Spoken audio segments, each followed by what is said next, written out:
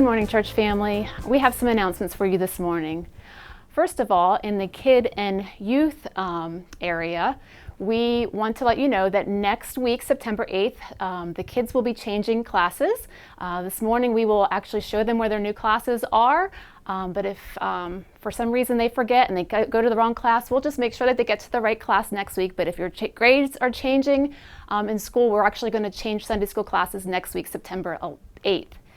Awana begins Wednesday, September 11th. Parents, you can pre-register kids for the Awana year online, or you can find the paper registrations in the Welcome Center. If you pre-register, please pre-register your kids, even if they're not going to start right away on September 11th, because that just gives us an idea of numbers and just helps get our year started. So if you could look for those registrations and get them in, we would appreciate it. We do want to say thank you for those that have stepped up to fill in roles in kids ministry.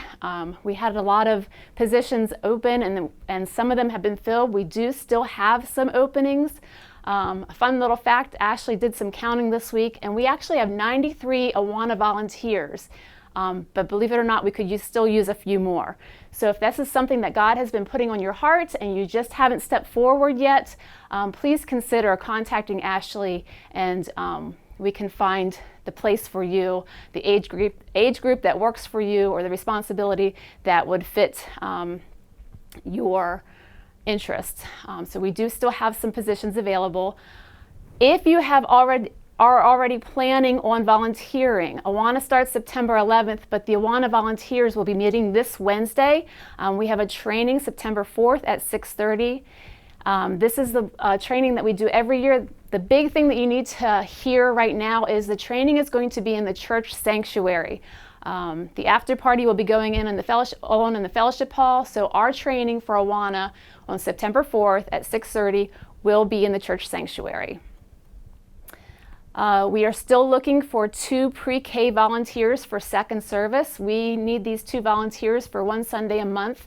And if you are thinking that that's something that you could do, please reach out to Ashley. And another position that we need to fill, we need 2 more Sunday school nursery volunteers. During the Sunday school hour, we have volunteers in the nursery behind the sanctuary.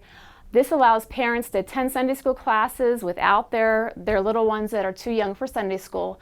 But we also have some people that are willing to volunteer within our teaching ministry. They're willing to teach, but they need the childcare. So we need the Sunday school nursery staff for several different reasons. So we still need 2 more volunteers for that. Again, reach out to Ashley or myself if that's something that you're interested in. And thank you for those that have come forward to fill the roles that we've been having. And then coming up for the youth, there is an opportunity this week to raise some funds for future missions trips. The house across the road from the church is going to have an auction, and they were asked to do the food stand. So Josh is looking for 2 types of volunteers. The first type of volunteer is somebody that could actually physically be at the auction, serving and preparing food and selling it. So since this is during the school day, this is going to be more of a homeschool opportunity. If you have a teenager that's homeschooled and they can volunteer, or some adults that would be willing to help him out, let Josh know. The second kind of volunteer that he's looking for is people who are willing to make and donate food for them to sell. So reach out to Josh if you're able to help in either of those 2 ways.